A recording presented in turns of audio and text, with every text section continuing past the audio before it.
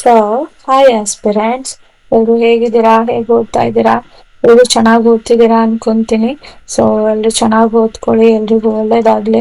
So ಇವತ್ತಿನ session day 11, quit India movement to independence and partition 1947 ತನಕ ಇವತ್ತು ಮುಗಿಸೋಣ. ಅಂಡ್ ನಾಳೆಯಿಂದ ಶುರುವಾಗುತ್ತೆ Karnataka history, very very important.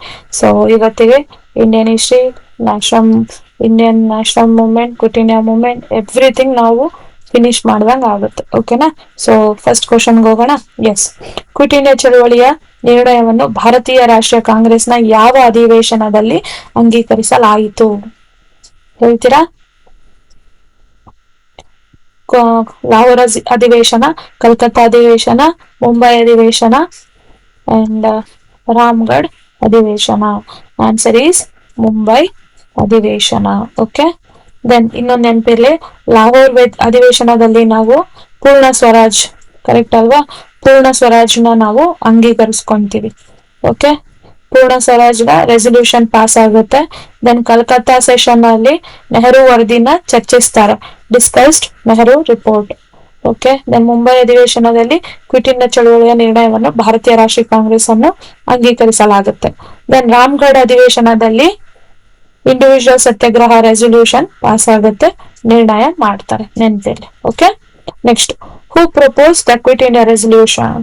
Mahatma Gandhi, Jawaharlal Nehru, Sardar Patel, Maulana Azad. Very very easy question, Mahatma Gandhi. Okay, Jawaharlal Nehru ಪ್ರಸ್ತಾಪಿಸಲಿಲ್ಲ, ಆದ್ರೆ ಬೆಂಬಲಿಸಿದ್ರು, ಸಪೋರ್ಟ್ ಮಾಡಿದ್ರು. ಓಕೆ, ದೆನ್ ಸರ್ದಾರ್ ಪಟೇಲ್ ಕೂಡ ಅದನ್ನ ಪ್ರಪೋಸ್ ಮಾಡಲಿಲ್ಲ, ನೆನಪಿಲ್ಲ. ಮುಂಬೈಯಲ್ಲಿ ಇದು ನೀಡಿದ್ದು, ಘೋಷಣೆ ನೀಡಿದ್ದು. ಓಕೆ, ನೆಕ್ಸ್ಟ್, ಕ್ವಿಟ್ ಇಂಡಿಯಾ ಚಳವಳಿಯ ಸಂದರ್ಭದಲ್ಲಿ ಗಾಂಧೀಜಿ ನೀಡಿದ ಕರೋ ಅಥವಾ ಮರೋ ಎಂಬ ಘೋಷಣೆಯು ಯಾವುದನ್ನು ಸೂಚಿಸುತ್ತದೆ? ಸಂಪೂರ್ಣ ಸ್ವತಂತ್ರವನ್ನು ಸಾಧಿಸಲು ಅಹಿಂಸಾತ್ಮಕ ಹೋರಾಟ, ಬ್ರಿಟಿಷರ ವಿರುದ್ಧ ಸಶಸ್ತ್ರ ಕ್ರಾಂತಿ, ಸ್ವದೇಶಿ ಮತ್ತು ಬಹಿಷ್ಕಾರ ಚಳವಳಿ, ಮುಸ್ಲಿಂ ಲೀಗ್ನ ವಿರುದ್ಧ ಹೋರಾಟ. ಆನ್ಸರ್ ಈಸ್ ಸಂಪೂರ್ಣ ಸ್ವತಂತ್ರವನ್ನು ಸಾಧಿಸಲು ಅಹಿಂಸಾತ್ಮಕ ಹೋರಾಟ. ಓಕೆ, ನೆಕ್ಸ್ಟ್, ಕ್ವಿಟ್ ಇಂಡಿಯಾ ಚಳವಳಿಯನ್ನು ನಿಗ್ರಹಿಸಲು ಬ್ರಿಟಿಷ್ ಸರ್ಕಾರವು ಯಾವ ವಿಧಾನವನ್ನು ಬಳಸಿತು? ಕಾಂಗ್ರೆಸ್ನನ್ನು ನಿಷೇಧಿಸುವುದು, ನಾಯಕರನ್ನು ಬಂಧಿಸುವುದು, ಸಮೂಹ ದಹನ ಮತ್ತು ಗುಂಡು ಹಾರಿಸುವುದು, ಇವೆಲ್ಲವೂ. ಆನ್ಸರ್ ಈಸ್ ಎಲ್ಲಾನು. ಬ್ರಿಟಿಷ್ ಗವರ್ಮೆಂಟ್ ಎಲ್ಲಾನು ಯೂಸ್ ಮಾಡುತ್ತೆ. ಓಕೆ, ಕಾಂಗ್ರೆಸ್ ನ ಬ್ಯಾನ್ ಮಾಡುತ್ತೆ, ಲೀಡರ್ಸ್ ಗಳನ್ನ ಅರೆಸ್ಟ್ ಮಾಡ್ತಾರೆ, ಮಾಸ್ ಆಪರೇಷನ್ ಅಂಡ್ ಫೈರಿಂಗ್ ನಡೆಯುತ್ತೆ. ನೆಕ್ಸ್ಟ್, ಕ್ವಿಟ್ ಇಂಡಿಯಾ ಚಳವಳಿಯ ಸಮಯದಲ್ಲಿ ಕಾಂಗ್ರೆಸ್ ನಾಯಕರನ್ನು ಎಲ್ಲಿ ಬಂಧಿಸಲಾಯಿತು?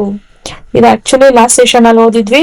Answer is Ahmedabad fort. Okay, last time ನಾವು ಇದೇ ಕ್ವಶನ್ ನ ಓದಿದ್ವಿ.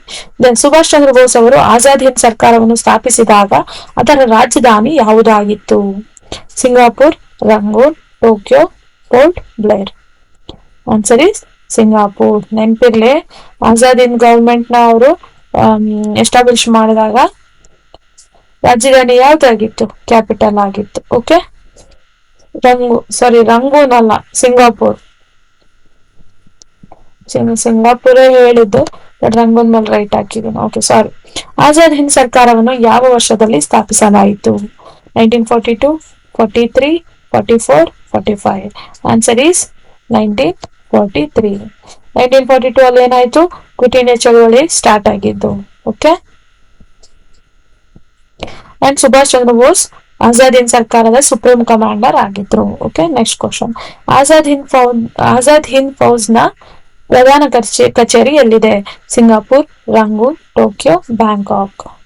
ಆನ್ಸರ್ ಈಸ್ ಏನು? Singapore. Okay, Singapore is the correct answer.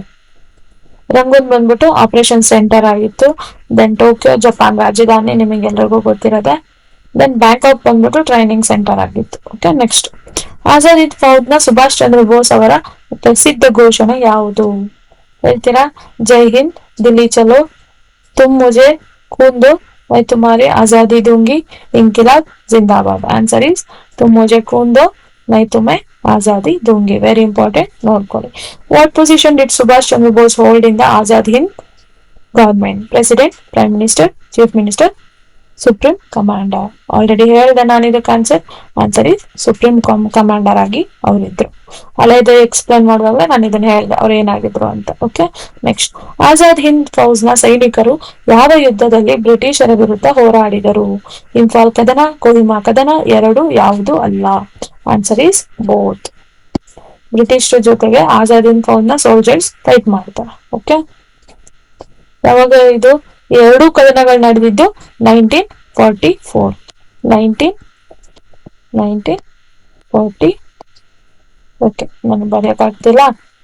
1944. Okay, next 12th one. INA ಸೈನಿಕರ ವಿಚಾರಣೆ ಯಾವ ವರ್ಷದಲ್ಲಿ ಪ್ರಾರಂಭವಾಯಿತು? 1944, 1945, 1946, 1947. ಆನ್ಸರ್ ಈಸ್, ಆನ್ಸರ್ ಹೇಳ್ತೀರಾ? 1945. INA ಟ್ರಯಲ್ ಶುರು ಆಗಿತ್ತು. ಓಕೆ, ಎಲ್ಲಿ? ಡೆಲ್ಲಿಯ ಕೆಂಪುಕೋಟೆ ರೆಡ್ ಫೋರ್ಟ್ ಹತ್ರ ನಡೆದಿತ್ತು ವಿಚಾರಣೆ. ಓಕೆ, INA ಸೈನಿಕರ ವಿಚಾರಣೆಯಲ್ಲಿ ಎಲ್ಲಿ ನಡೆಯಿತು? ಆಲ್ರೆಡಿ ಹೇಳ್ದೆ, ಡೆಲ್ಲಿಯ ರೆಡ್ ಫೋರ್ಟ್. ಕರೆಕ್ಟ್ ಅಲ್ವಾ? ಹೇಳ್ದೆ ನಾನು. INA ಪ್ರಧಾನ ಕಚೇರಿ ಇರೋದು ಸಿಂಗಾಪುರ್ ಅಲ್ಲಿ, ನೆನಪಿರ್ಲಿ, ಹೆಡ್ ಕ್ವಾರ್ಟರ್ಸ್ ಅದು. ರಂಗೂನ್ ಬಂದ್ಬಿಟ್ಟು ಆಪರೇಷನ್ ಸೆಂಟರ್ ಆಗಿತ್ತು INAದು. ದೆನ್ ಕಲ್ಕತ್ತಾದಲ್ಲಿ ಇಂತಾಲ್. Okay, next question. INA ಸೈನಿಕರ ವಿಚಾರಣೆಯ ಸಮಯದಲ್ಲಿ ಪ್ರಮುಖ ಆರೋಪಿಗಳು ಯಾರ್ಯಾರಾಗಿದ್ರು? Subhash Chandra Bose, Shahnawaz Khan, Prem Sehgal, Gurbaksh Singh Dhillon, Jawaharlal Nehru, Sardar Patel. Answer is option B. Okay,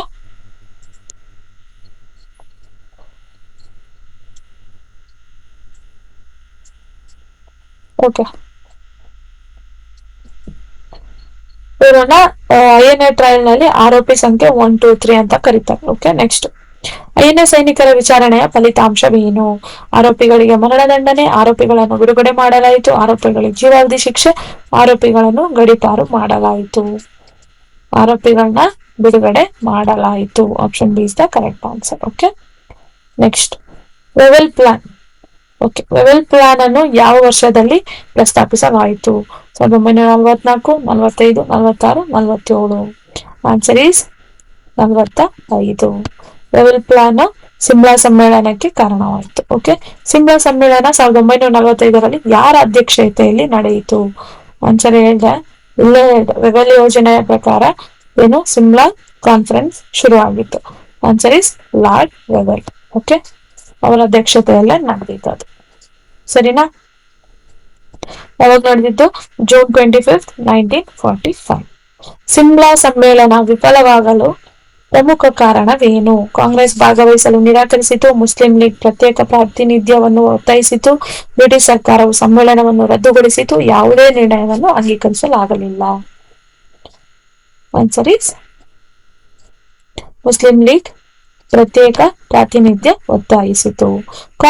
cabinet mission ಯಾವ ವರ್ಷದಲ್ಲಿ ಭಾರತಕ್ಕೆ ಬಂದಿತು? 1945, 46, 47, 44. Answer is 46. ಓಕೆ, 46, 1946 ಮಾರ್ಚ್ 24ರಂದು ಭಾರತಕ್ಕೆ ಬಂದಿತ್ತು. Okay, next question. Cabinet mission ನ ಸದಸ್ಯರು ಯಾರಾಗಿದ್ರು? Pethick Lawrence, Stafford Cripps, A V Alexander. ಇದೇ correct. Option B is the correct answer. Okay, Pethick Lawrence mission ನ ಅಧ್ಯಕ್ಷರಾಗಿದ್ರು. ಓಕೆನಾ? ಇವರು ಏನಾಗಿದ್ರು? ಚೇರ್ಮನ್ ಆಗಿದ್ರು. ಓಕೆ, ನೆಕ್ಸ್ಟ್, ಕ್ಯಾಬಿನೆಟ್ ಮಿಷನ್ ಪ್ರಸ್ತಾಪಿಸಿದ ಯೋಜನೆಯ ಪ್ರಕಾರ ಭಾರತದಲ್ಲಿ ಎಷ್ಟು ಪ್ರಾಂತ್ಯಗಳ ಗುಂಪುಗಳನ್ನು ರಚಿಸಲು ಪ್ರಸ್ತಾಪಿಸಿತು? 2, 3, 4, 5. Answer is 3. ಓಕೆ, ಯಾವ್ದು? ಇಂದು group A, group B, group C. Group A ಬಂದ್ಬಿಟ್ಟು ಹಿಂದೂ ಮೆಜಾರಿಟಿ, ಗ್ರೂಪ್ ಬಿ ಬಂದ್ಬಿಟ್ಟು Muslim majority, and group C ಬಂದ್ಬಿಟ್ಟು ಗ್ರೂಪ್ ಬಿ ಬಂದ್ಬಿಟ್ಟು Muslim majority west, group C ಬಂದ್ಬಿಟ್ಟು Muslim majority east. So 3 provincial groups ಗಳನ್ನ propose ಮಾಡಿದ್ರು. ಓಕೆನಾ? ಇನ್ನೊಂದ್ಸಲ ಅಲ್ಲ, Hindu majority, Muslim majority east, Muslim majority west. Okay, next, cabinet mission ಯೋಜನೆಯ ಅಡಿಯಲ್ಲಿ ಮುಸ್ಲಿಂ ಲೀಗ್ ಮತ್ತು ಕಾಂಗ್ರೆಸ್ ನಡುವೆ ಯಾವ ಪ್ರಮುಖ ಅಸಮ್ಮತಿ ಇತ್ತು? ಪ್ರಾಂತ್ಯಗಳ ಗುಂಪುಗಳ ಸಂಖ್ಯೆ, ಕೇಂದ್ರದ ಅಧಿಕಾರಗಳು, ರಾಜ್ಯಗಳ ಒಕ್ಕೂಟ, ಪ್ರತ್ಯೇಕ ರಾಜ್ಯದ ಬೇಡಿಕೆ. ಆನ್ಸರ್ ಈಸ್ ಪ್ರತ್ಯೇಕ ರಾಜ್ಯದ ಬೇಡಿಕೆ. ನೆಕ್ಸ್ಟ್ ಹೋಗೋಣ.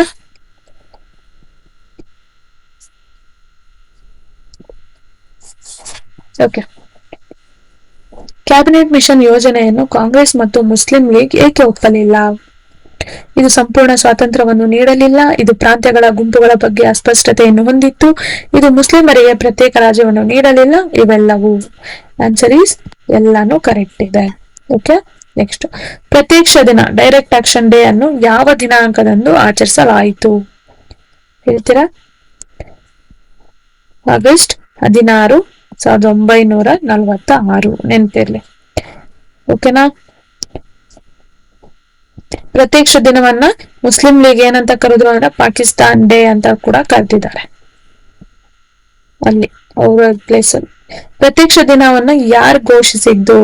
ಜವಾಹರ್ಲಾಲ್ ನೆಹರು, ಮಹಾತ್ಮ ಗಾಂಧಿ, ಮೊಹಮ್ಮದ್ ಅಲಿ ಜಿನ್ನಾ, ಸರ್ದಾರ್ ಪಟೇಲ್. ಇಲ್ಲ ಹೇಳ್ದೆ ಏನಂತ ಹೇಳಿದ್ರು ಅವರು ಪಾಕಿಸ್ತಾನ್ ಡೇ ಅಂತ ಕರೆದಿದ್ದಾರೆ ಅಂದ್ರೆ ಅಫ್ಕೋರ್ಸ್ ಅದು Mohammad Ali Jinnah. Okay. Next one. Then ಈ ಡೈರೆಕ್ಟ್ ಆಕ್ಷನ್ ಡೇ ದಿನದಲ್ಲಿ ಏನಾಯ್ತು ಅಂದ್ರೆ ಕಲ್ಕತ್ತಾದಲ್ಲಿ ಸಾಮೂಹಿಕ ಹಿಂಸಾಚಾರಕ್ಕೆ ಕಾರಣವಾಯಿತು. ಓಕೆ. ತುಂಬಾ ವೈಲೆನ್ಸ್ ನಡೀತು ಅಲ್ಲಿ ಕಲ್ಕತ್ತಾದಲ್ಲಿ. ದೆನ್ ಪ್ರತ್ಯಕ್ಷ ದಿನದ ಫಲಿತಾಂಶವೇನು? What was the outcome of direct action day? ಕಲ್ಕತ್ತಾದಲ್ಲಿ ಸಾಮೂಹಿಕ ಹಿಂಸಾಚಾರ ಆಲ್ರೆಡಿ ಹೇಳಿದ್ದೆ, ಈಗಿನ್ನು ಅದನ್ನೇ ಹೇಳಿದೆ. So option is the correct answer. ತಾತ್ಕಾಲಿಕ ಸರ್ಕಾರ ಇಂಟರಿಮ್ ಗವರ್ಮೆಂಟ್ ಯಾವ ವರ್ಷದಲ್ಲಿ ಸ್ಥಾಪಿಸಲಾಯಿತು? 1945, 46, 47, 44. Answer is 46. Okay. Next one. ತಾತ್ಕಾಲಿಕ ಸರ್ಕಾರದ ಪ್ರಧಾನಮಂತ್ರಿಯಾಗಿ ಯಾರು ನೇಮಕಗೊಂಡರು? Mahatma Gandhi, Jawaharlal Nehru, Sardar Patel, Mohammed Ali Jinnah. Answer is Jawaharlal Nehru interim government ನ ಪ್ರೈಮ್ ಮಿನಿಸ್ಟರ್ ಆಗಿ ಸೆಲೆಕ್ಟ್ ಆದ್ರು. ಓಕೆ.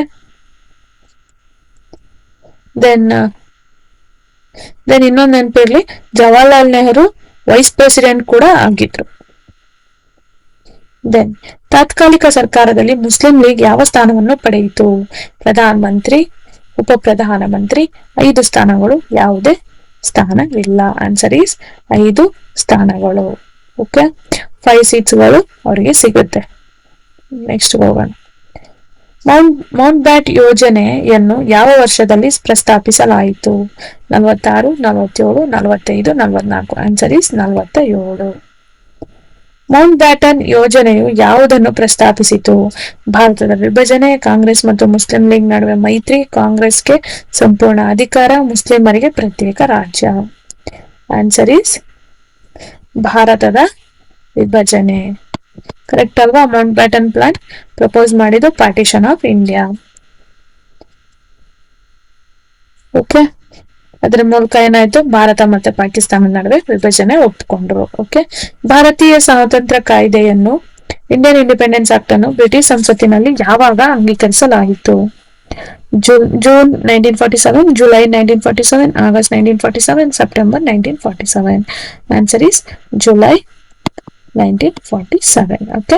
ಭಾರತೀಯ ಸ್ವಾತಂತ್ರ್ಯ ಕಾಯ್ದೆಯು ಯಾವ ದಿನಾಂಕದಂದು ಜಾರಿಗೆ ಬರಲು ನಿಗದಿಪಡಿಸಿತು? August 14, 1947, August 15, 1947, August 16, 1947 and August 17, 1947. Answer is August 15, 1947. Yes correct ಅಲ್ವಾ? ಇಂಡಿಪೆಂಡೆನ್ಸ್ ಡೇ ಅಂತ ಅವತ್ತೇ ಅಲ್ವಾ ನಾವು ಆಚರಿಸೋದು. ಸೊ ಇಂಡಿಯನ್ ಇಂಡಿಪೆಂಡೆಂಟ್ ಆಕ್ಟ್ ಕೂಡ ಅವತ್ತೇ ಬಂದಿತ್ತು. ಓಕೆ. ನೆಕ್ಸ್ಟ್ ಹೋಗೋಣ. ಭಾರತ ವಿಭಜನೆಯ ಸಮಯದಲ್ಲಿ ಪಶ್ಚಿಮ ಪಾಕಿಸ್ತಾನ ಮತ್ತು ಪೂರ್ವ ಪಾಕಿಸ್ತಾನದ ನಡುವೆ ಎಷ್ಟು ಮೈಲಿಗಳ ಅಂತರವಿತ್ತು? 500, 1000, 1500, 2000. Answer is 1000 miles. Next Bharat ವಿಭಜನೆಯ ಸಮಯದಲ್ಲಿ ಗಡಿಗಳನ್ನು ನಿರ್ಧರಿಸಲು ರಚಿಸಲಾದ ಗಡಿ ಆಯೋಗದ ಅಧ್ಯಕ್ಷರು ಯಾರಾಗಿದ್ದರು? ಹೇಳ್ತೀರಾ? Sir Cyril Radcliffe, Lord Mountbatten, Sir Stafford Cripps, Lord Wavell. Answer is Radcliffe. Radcliffe line ಕೂಡ ಬರುತ್ತೆ ಅಲ್ವಾ? ರಾಡಿಕ್ಲಿಫ್ ಲೈನ್ ನ ಯಾವಾಗ ಡ್ರಾ ಮಾಡಿದ್ದು? 1947. ಯಾವ್ದ್ರ ಮಧ್ಯೆ? ಇಂಡಿಯಾ ಮತ್ತು ಯಾವ್ದ್ರ ಮಧ್ಯೆ? ಪಾಕಿಸ್ತಾನ ಮಧ್ಯೆ. ಓಕೆ. ಭಾರತದ ವಿಭಜನೆಯ ಸಮಯದಲ್ಲಿ ಗಡಿ ಆಯೋಗವು ಗಡಿಯನ್ನು ಯಾವ ಆಧಾರದ ಮೇಲೆ ನಿರ್ಧರಿಸಿತು? ಧಾರ್ಮಿಕ ಬಹುಮತ, ಭಾಷಿಕ ಬಹುಮತ, ಆರ್ಥಿಕ ಅಭಿವೃದ್ಧಿ, ಐತಿಹಾಸಿಕ ಪ್ರಾಮುಖ್ಯತೆ. ಆನ್ಸರ್ ಈಸ್ ಧಾರ್ಮಿಕ ಬಹುಮತ, religious majority. Okay.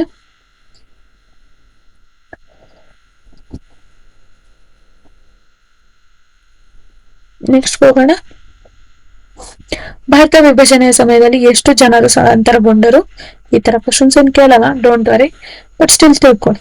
1.5 crore. Okay, next ಸಂಸ್ಥಾನಗಳ ಏಕೀಕರಣದ ಪ್ರಕ್ರಿಯೆಯಲ್ಲಿ ವಿಲೀನ ಪತ್ರ ಅನ್ನು ಯಾರು ರಚಿಸಿದರು? Instrument of accession.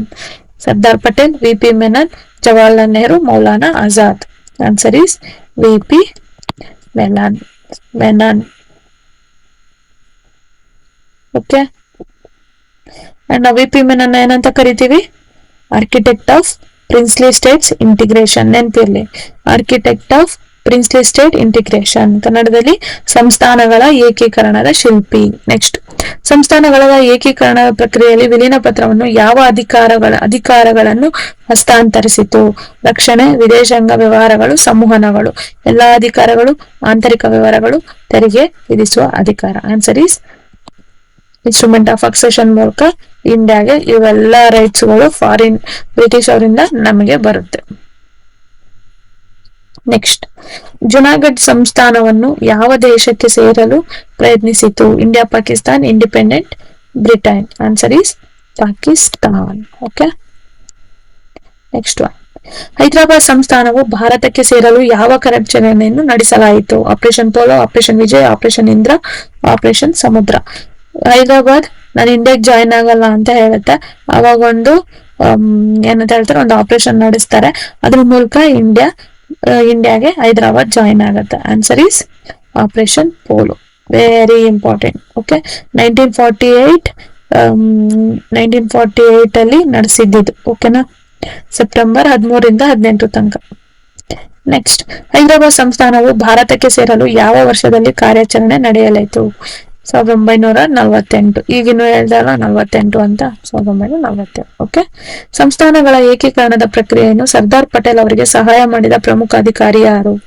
VP. Menon, K M. Munshi, T T. Krishnamachari, B R. Ambedkar. Answer is V P. Menon. ಕೇಳಿದ್ನಲ್ಲ, ಅವನ್ನ ಏನಂತ ಕರೀತಾರೆ? ಸಂಸ್ಥಾನದ ಏಕೀಕರಣದ ಶಿಲ್ಪಿ ಅಂತ ಕರೀತಾರೆ. ಹೆಲ್ಪ್ ಮಾಡ್ತಾರೆ ಸರ್ದಾರ್ ಪಟೇಲ್ಗೆ ಏಕೀಕರಣದ ಪ್ರಕ್ರಿಯೆಯಲ್ಲಿ. Okay, next one. 44th, ಸಂಸ್ಥಾನಗಳ ಏಕೀಕರಣದ ಪ್ರಕ್ರಿಯೆಯಲ್ಲಿ ಯಾವ ಸಂಸ್ಥಾನವು ಮೊದಲು ವಿಲೀನ ಪತ್ರಕ್ಕೆ ಸಹಿ ಹಾಕಿದ್ದು? ಜೈಪುರ್, ಡೆಕ್ಕನಾರ್, Jodhpur, Patiala. Answer is Patiala. Okay, ಪಟಿಯಾಲದ ಮಹಾರಾಜ ಯಾರಾಗಿದ್ರು? ಯಾದವೇಂದ್ರ ಸಿಂಗ್ ಅವರು ಫಸ್ಟ್ ಸೈನ್ ಹಾಕ್ತಾರೆ ಇಂಡಿಯಾಗ್ ಬರ್ತೀನಿ ಅಂತ. ಇವೆಲ್ಲ ಪ್ರಿನ್ಸ್ಲಿ ಸ್ಟೇಟ್ಸ್ ಗಳಾಗಿದ್ದು. ಓಕೆನಾ, ಅಂದ್ರೆ ಒಬ್ಬ ರಾಜ ರೂಲ್ ಮಾಡ್ತಿದ್ದಂತಹ ಸ್ಟೇಟ್ಸ್ ಗಳು. ಇದು ಇಂಡಿಯಾಗೆ ಯಾವಾಗ ಬಂತು? ಫಸ್ಟ್ ಯಾರು ಬಂದಿದ್ದು? ಪಟಿಯಾಲ ಬಂದಿತ್ತು. ಓಕೆ,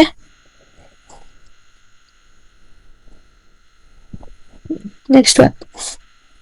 ಕಾಶ್ಮೀರ ಸಂಸ್ಥಾನವು ಭಾರತಕ್ಕೆ ಸೇರಲು ವಿಲೀನ ಪತ್ರಕ್ಕೆ ಸಹಿ ಹಾಕಿದ್ದು ಯಾವಾಗ? ಹೇಳ್ತೀರಾ? October 26, 1947, August 15, 1947, January 26, 1950, October 27, 1946. Answer is October 26, 1947. Okay.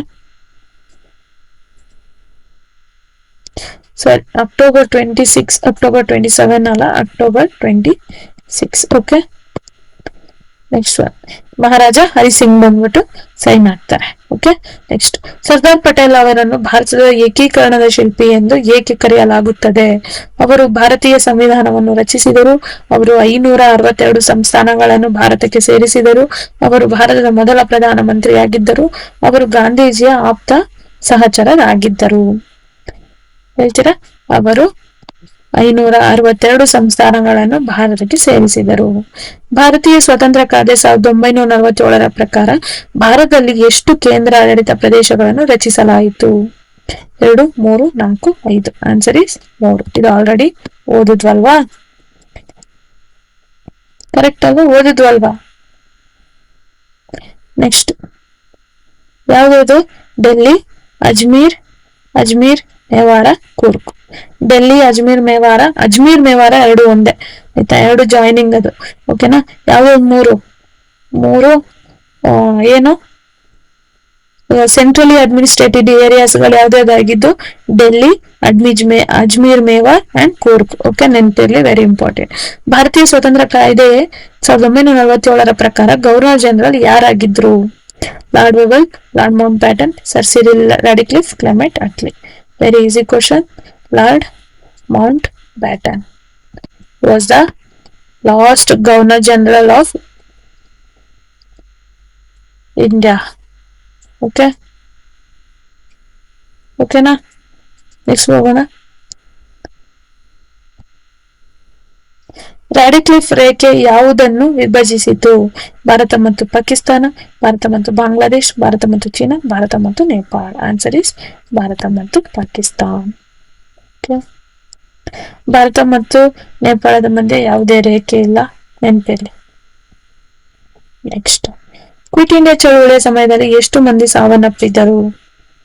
Answer is 10,000. ಈ ತರ ಕ್ವಶನ್ ಈ ತರ ಕ್ವಶನ್ಸ್ ಕೇಳಲ್ಲ, but other than this one ಎಲ್ಲಾನು ಇಂಪಾರ್ಟೆಂಟ್ ಆಗುತ್ತೆ. ಓಕೆನಾ? ಸೊ ಇದಾಗಿತ್ತು ಇವತ್ತಿನ 50 ಕ್ವಶನ್ಸ್ಗಳು.